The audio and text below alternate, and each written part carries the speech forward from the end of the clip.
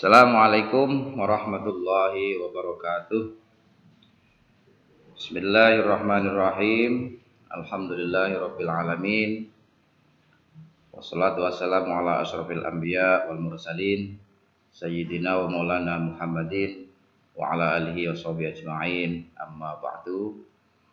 Anak-anak sekalian, siswa dan siswi MTS Ma'arif M1 Meranjen kelas 8 yang saya cintai, yang saya banggakan. Alhamdulillah, puji dan syukur kehadirat Allah Subhanahu wa taala. Pada kesempatan kali ini kita dapat bertemu kembali melalui tayangan ini. Mudah-mudahan kita semuanya senantiasa diberikan kesehatan oleh Allah Subhanahu wa taala. Allahumma amin. Baik, anak-anak sekalian, sebelum kita masuk ke materi kita pada pertemuan kali ini, izinkan saya untuk kembali mengingatkan untuk kita semua agar senantiasa menjaga kebersihan diri kita, kebersihan lahir, kebersihan batin, kebersihan lingkungan kita, agar kita senantiasa tetap diberikan kesehatan dan juga mudah-mudahan kita semuanya dibebaskan dari segala bentuk penyakit, dari segala bentuk virus yang membahayakan, termasuk di dalamnya adalah virus corona.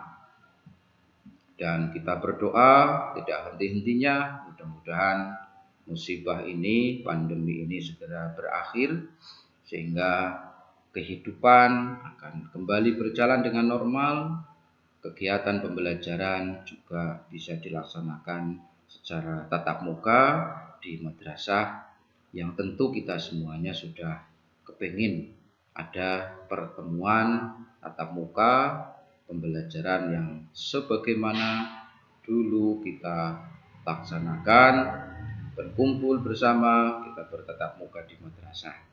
Amin, itu harapan kita. Baik, pada kesempatan kali ini saya akan menyampaikan sebuah materi yang merupakan materi kelanjutan dari semester pertama, yaitu tentang amaliyah Ahlus Sunnah wal Jamaah An-Nahdiyah. Perlu saya tegaskan bahwa hal-hal yang harus diketahui, dipahami terlebih dahulu bahwa para siswa diharapkan semakin bisa meyakini, paham atau ajaran Ahlus Sunnah wal Jamaah. Meyakini kebenarannya, meyakini bahwa ajaran kita ini sanadnya langsung nyambung kepada Rasulullah SAW. Setelah kita yakin dengan ajaran Ahlus Sunnah wal Jamaah, maka diharapkan kita akan membiasakan untuk senantiasa mengamalkan ajaran-ajaran Ahlus Sunnah wal Jamaah An-Nahdiyah dalam kehidupan kita sehari-hari.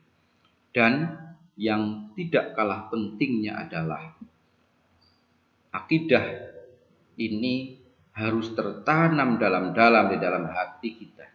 Jangan sampai lepas, jangan sampai tergerus oleh gangguan apapun yang muncul dari luar, adanya pengaruh-pengaruh faham yang bertentangan dengan Ahlus Sunnah wal Jamaah seperti yang dahulu sudah Pak Guru jelaskan.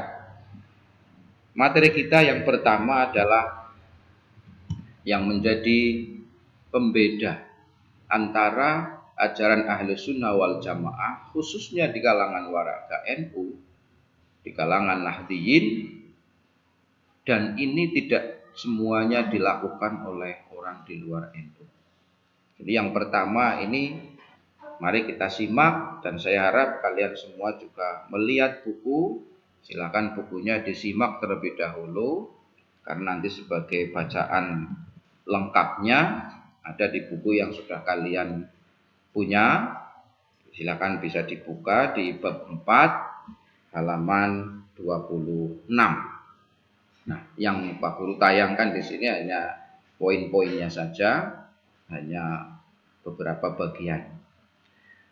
Berwudu sebelum menyentuh Al-Quran. Ini sesungguhnya bukan sesuatu yang aneh. Bagi kita sejak kecil dulu, diajarkan oleh guru ngaji kita, oleh orang tua kita. Jangan menyentuh Al-Quran, jangan membawa Al-Quran ketika kita dalam keadaan tidak suci. Nah, suci ini baik suci dari hadas besar, tentu bagi orang yang sudah dewasa, maupun hadas kecil. Nah, memang mazhab Syafi'i atau Imam Syafi'i itu membolehkan orang menyentuh Al-Quran tanpa wudu. Bagi siapa? Yang pertama, itu bagi anak-anak yang masih belajar. Anak-anak yang ngaji TPQ, yang bawanya Quran, mungkin belajarnya masih tahap-tahap awal. Ini dimaklumi ketika anak tersebut batal tetapi masih juga memegang Al-Quran. Jadi masih dimaklumi, ada pemakluman. Tapi bagi kayak kalian yang sudah menginjak dewasa, sudah akil, sudah balik, ini tentu menjadi sebuah keharusan bahwa sebelum kita ngaji, sebelum kita tadarus, kita harus betul-betul dalam keadaan suci.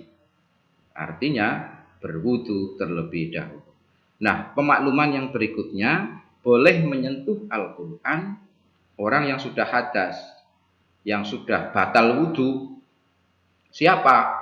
Ya orang dewasa, mungkin termasuk saya, tetapi mushaf yang dipegang adalah mushaf yang dalam bentuk terjemah atau ada tafsir ayatnya, yang memungkinkan pada halaman-halaman mushaf itu, ya, pada halaman mushaf itu banyak terdapat tulisan Latin atau tidak hanya tertulis ayat-ayat Al-Quran saja.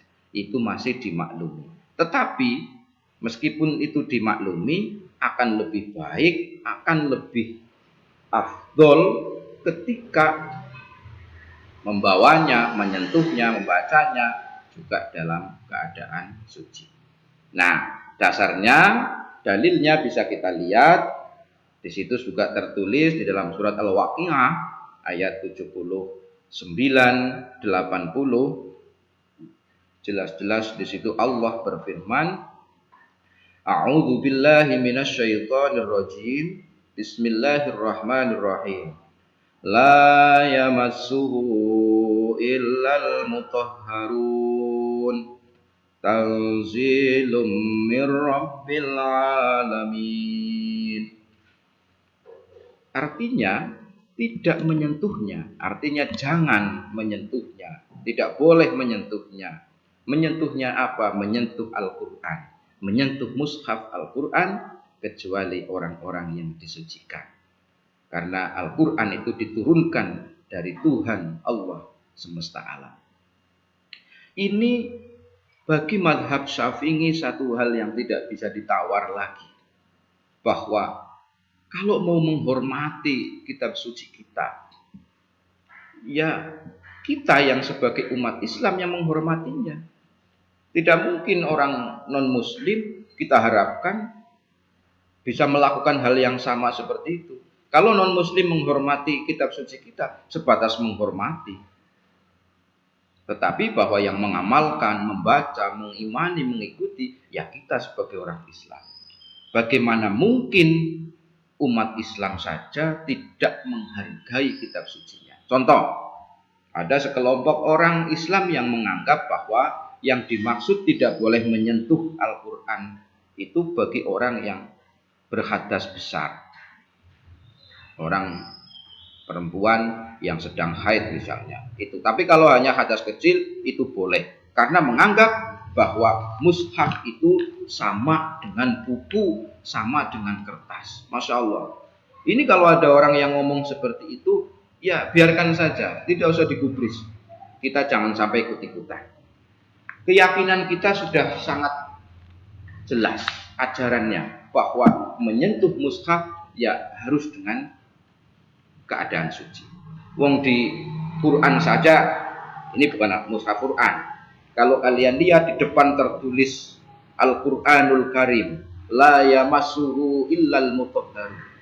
Ini merupakan peringatan bagi kita supaya kita lihat, oh, saya sudah batal, saya tadi sudah buang air kecil, saya tadi barusan buang angin, maka tidak boleh saya menyentuh Al-Quran, tidak boleh membawa Al-Quran.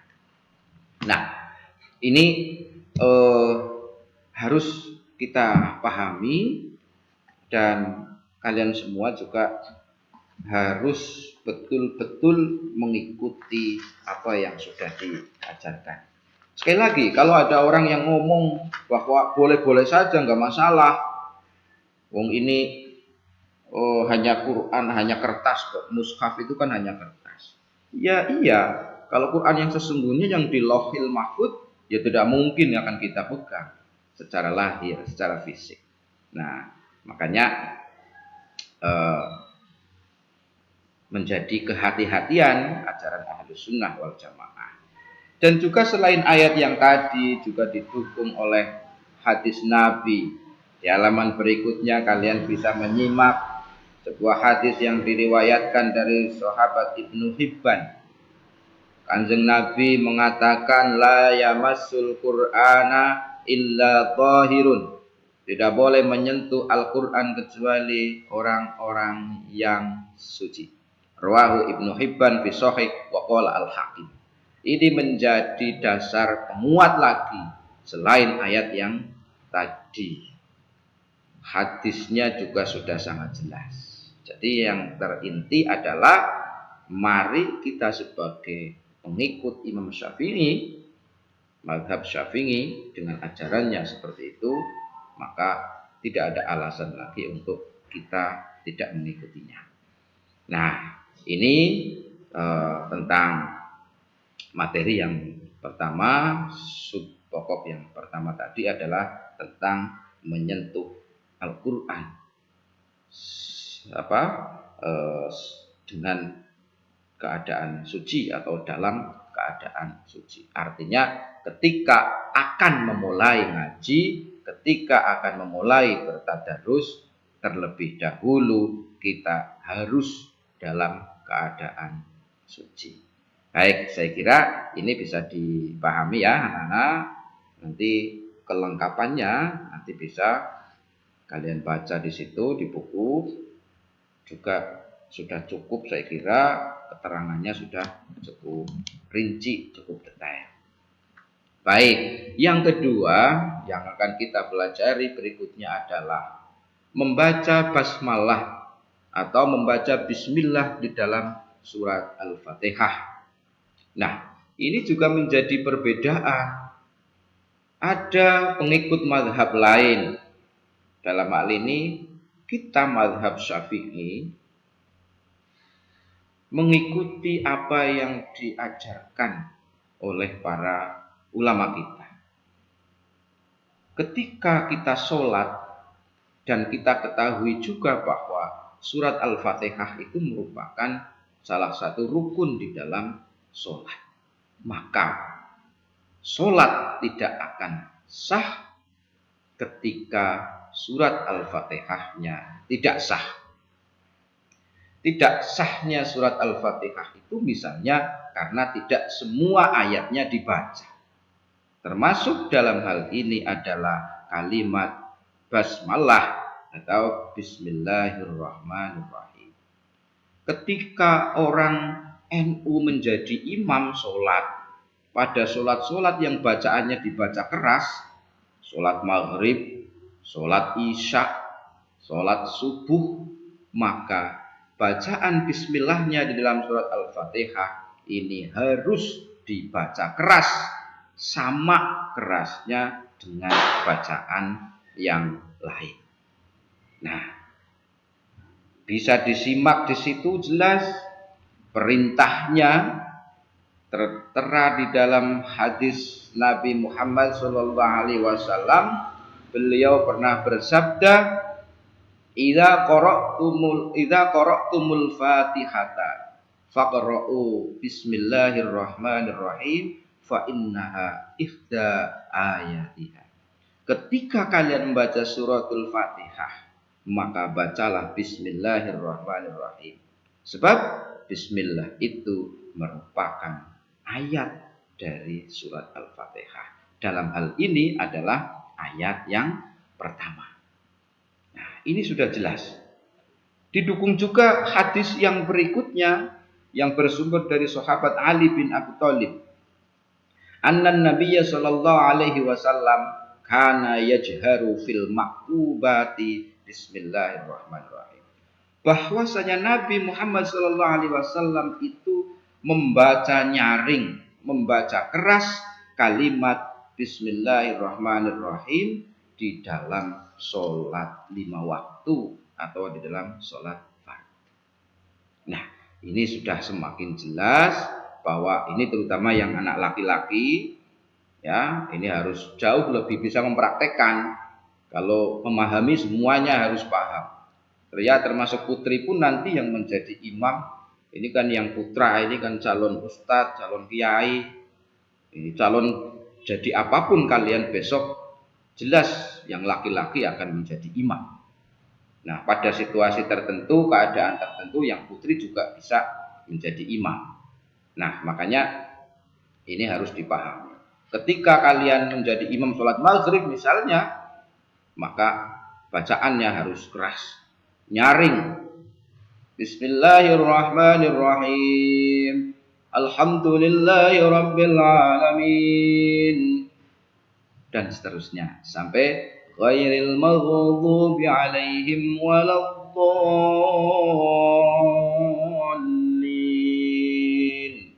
Amin.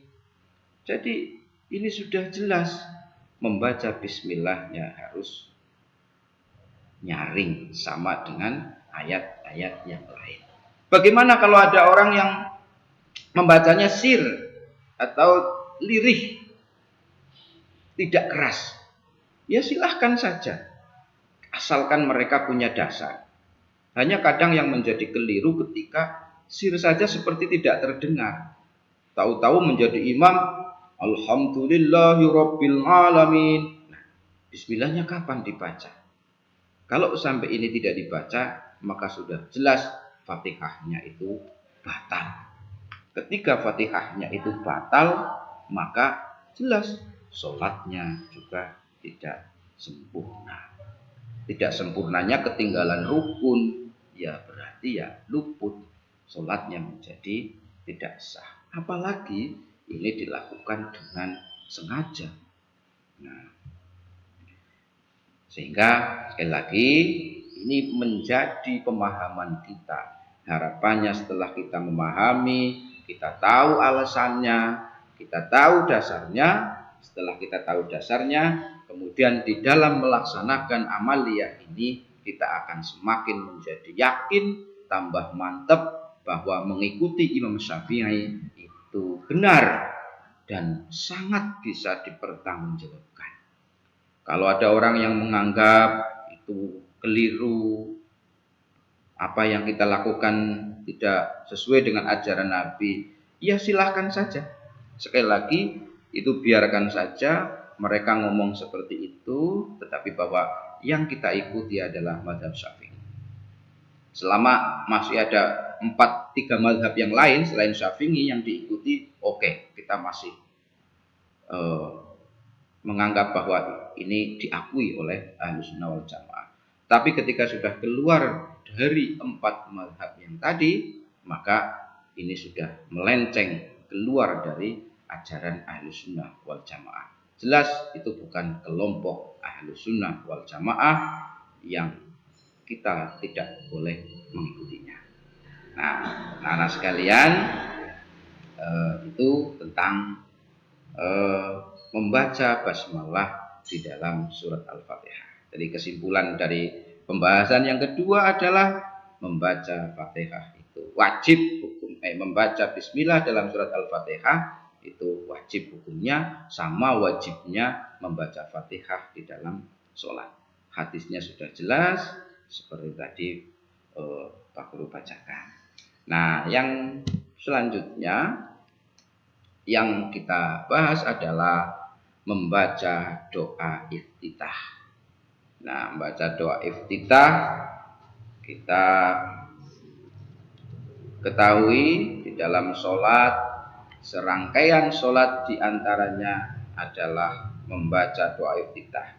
Doa yang dibaca di awal permulaan sholat, tepatnya setelah takbiratul ihram dan sebelum membaca surat Al-Fatihah.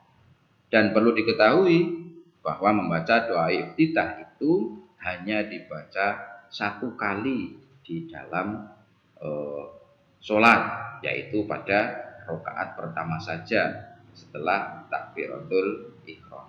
Nah, terkait dengan hukumnya, bagaimana hukum membaca doa iftitah? Hukum membaca doa iftitah adalah sunnah. Hal ini didasarkan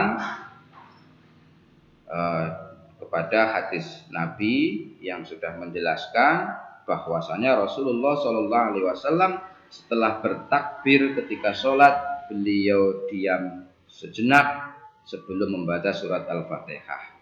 Maka ketika ada sahabat yang bertanya, Rasulullah menjawab, beliau menyebutkan doa yang beliau baca, yaitu Allahu Akbar kabiro walhamdulillahi katsira wa subhanallahi bukratan wa asila. Inni wajjahtu wajhiya lilladzi fataras samawati wal arda hanifan musliman wa ma ana minal musyrikin. Inna sholati wa nusuki wa mahyaya wa mamati lillahi rabbil alamin la syarika lahu wa bidzalika umirtu wa ana minal muslimin. Ini adalah doa iftitah yang Rasulullah baca. Jadi setiap kali sholat, setelah takbiratul ihram, beliau tidak langsung membaca surat Al-Fatihah, tapi diam sejenak. Ketika ditanya oleh sahabat, diamnya Rasulullah itu ngapa? Nah, kemudian beliau menjawab membaca doa iftitah yang tadi saya bacakan tadi. Dan saya yakin kalian juga tentu sudah sangat hafal dengan doa iftitah ini. Lantas, kalau ada umat Islam yang lain yang membaca doa iftitahnya bukan kabiro, kita mengenalnya kan lebih enak dengan kabiro. Baca kabiro dulu. Nah, karena kabiro itu di awal, dibaca di awal. Allahu Akbar setelah takbiratul ihram, kabiro. Gampangane bilang itu adalah kabiro. Baca kabiro. Bagaimana kalau ada orang Islam yang iftitahnya bukan kabiro? Ya, sekali lagi pengikut mazhab atau yang menganut mazhab Hanafi misalnya, seperti kawan-kawan kita, saudara-saudara kita di Muhammadiyah, itu tidak menggunakan kabiro, tetapi menggunakan doa Allahumma ba'id, ya Allahumma ba'id baini wa baina khotoyaya kama ba'adta bainal masyriqi wal maghrib. Allahumma naqqini min khotoyaya kama yunaqqas thawbul abyadu minad danas. Allahumma aghsilni min khotoyaya bithalji wal ma'i wal barad.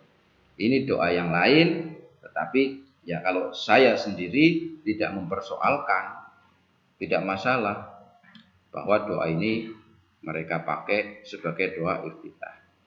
Selama doa itu sumbernya jelas, dasarnya jelas, dalilnya jelas, tentu kita memahami dan kita memaklumi. Jangan dipersoalkan. Sekali lagi, selama itu memang masih termasuk yang dibenarkan atau yang diajarkan oleh Rasulullah SAW. Tapi khusus kita sebagai Ahlussunnah wal Jamaah Nahdliyah, warga NU yang mengikuti mazhab Syafi'i, maka sudah tidak usah diganti-ganti lagi. Ya, kabiro itu ya doa iftitah kita. Nah, sehingga tidak perlu diperdebatkan. Kalau ada teman kita yang sholatnya pakainya Allahumma ba'id baini, ya tidak apa-apa. Ya, itulah kekayaan Islam di dalam menjalankan ibadah. Kan kita punya prinsip yang namanya tasamuh. Ahlussunnah wal Jamaah itu mengedepankan ajaran itu, tasamuh, toleransi. Ketika ada teman, ada saudara, ada tetangga yang berbeda dengan kita, tidak harus diributkan, tidak harus menjadi percekcokan.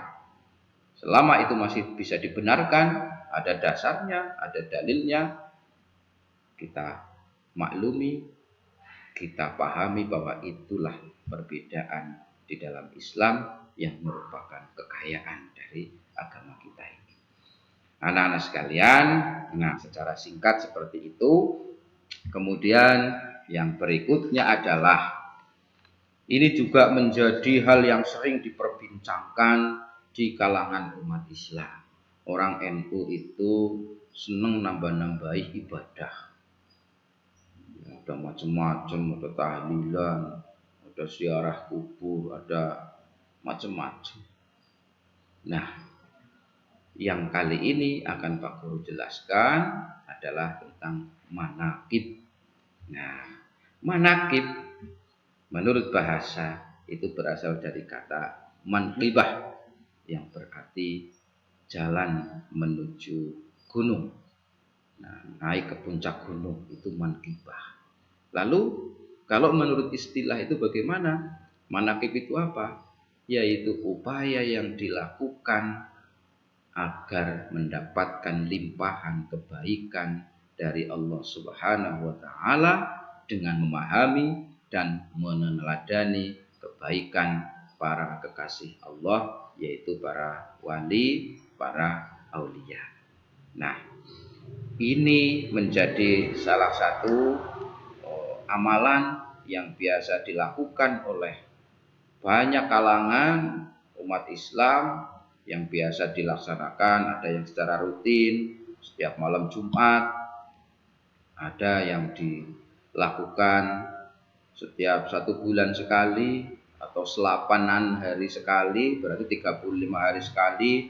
Misalnya mengambil pada malam Jumat manis atau malam Jumat Kliwon, itu tergantung yang melaksanakan. Tapi tidak ada batasan waktu, tidak ada pengkhususan waktu kapan manaqib itu harus dilaksanakan. Nah, tentang manaqib ini, manaqib itu sebagai bentuk usaha, sebagai ikhtiar. Nah, makanya bisa dikatakan bahwa manaqib itu ya tawasul. Tawasul dan juga tabarruk. Kita itu ngalap berkah. Ngalap berkah, ngalap kebaikan dari para ilmu dan kebaikannya para wali Allah. Nah, banyak sekali kitab-kitab manaqib ini yang biasa dibaca oleh kita, oleh yang diajarkan oleh para kiai kita, para ulama kita. Nah, sebelum ke kitab-kitab manaqib yang biasa dibaca, yang biasa dilaksanakan, nah kita simak di situ. Kalian bisa lihat di halaman 30 ya. Tentang dalil manaqib itu merujuk kepada yang pertama di dalam Al-Qur'an, surat Luqman ayat 15. Nah, di situ Allah menjelaskan, kalau di situ hanya tertulis terjemahnya, wattabi' sabila man anaba ilayya tsumma ilayya marji'ukum fa unabbi'ukum bima kuntum ta'malun. Nah, shadaqallahul azim. Itu yang pertama, bahwa di dalam Al-Qur'an surat Luqman ayat 15 itu potongan ayat, itu potongan bagian belakang. Kalau ayat utuhnya itu panjang, itu termasuk ayat yang cukup panjang.